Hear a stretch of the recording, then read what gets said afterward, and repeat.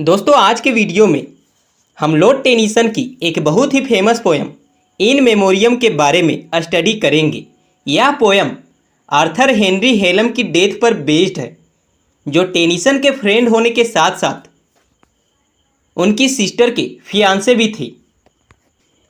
Henry हेलम की death 1833 में हुई थी एंड काफ़ी ईयर्स तक डिप्रेशन में होने के बाद टेनिसन ने यह पोएम फाइनली 1850 में पब्लिश किया था। मैं लाइन बाय लाइन एक्सप्लेन करने की पूरी कोशिश करूंगा। Oh yet we trust that somehow good will be the final end of ill. यहाँ इल का मतलब पेन है। मुझे ऐसा लगता है यह जो हमारा पेन है, हमारा दुख है, इन सब का अंत होगा और यह कुछ सुख देने वाला ही होगा। To pangs of nature, sins of will, defects of doubt and taints of blood. यहाँ हमारे दुखों का कारण हमारी इच्छा है, हमारा डाउट है। अगर ये सब छोड़ दे तो हमें अपने जीवन में काफ़ी ज़्यादा हैप्पीनेस मिलेंगी। That nothing works with aimless feet, that not one life shall be destroyed. Death कहीं से भी एंडिंग नहीं है, यह लाइफ का सेकेंड स्टेज है। इस दुनिया में कोई भी चीज़ ऐसी नहीं है जो बिना कारण के होती है। और cast as rubbish to the void when God hath made the pile complete. आखिर भगवान ने जब यह यूनिवर्स को क्रिएट किया तो उनके माइंड में कुछ ना कुछ मोटो जरूर रहा होगा। वे बिना मतलब के इस वर्ल्ड को क्रिएट नहीं किए होंगे।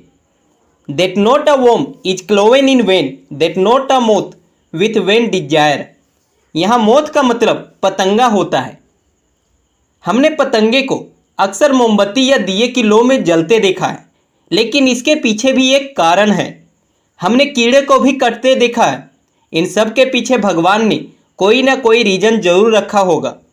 Is shrivelled in a fruitless fire or but serves another's gain. आखिर जो पतंगा जलकर सिकुड़ जाता है, छोटा हो जाता है, यह बिना मतलब का नहीं है।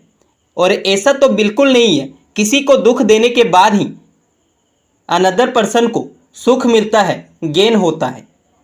Behold we know not anything, I can but trust that good shall fuel.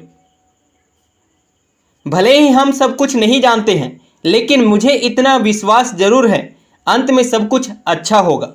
इन दुखों का अंत जरूर होगा। At last far off, at last to all and every winter change to a spring.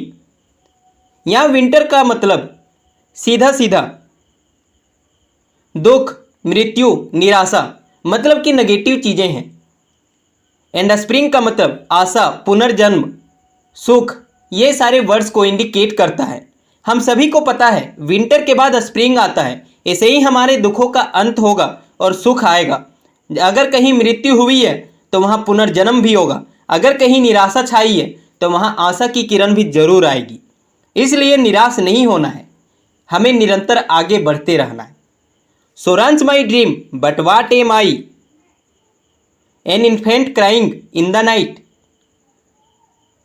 इन दो लाइन्स में पोएट कहते हैं, ये सब क्या मेरा सपना था? तो फिर मैं कौन हूँ? क्या मैं एक बच्चा हूँ जो रात के अंधेरे में रो रहा है? An infant crying for the light and with no language but a cry. जिसे केवल लाइट मिल जाए तो इस अंधेरे को दूर करके वह खुश हो सके। क्या मैं ऐसा कोई बच्चा हूँ? एक ऐसा बच्चा जिसे कोई लैंग्वेज नहीं पता, वह बोल नहीं सकता, बस रो सकता है। तो फाइनली इन स्टांजस के थ्रू पोएट ने अपने फ्रेंड की डेथ के लिए सोरो का एक्सप्रेस किया है।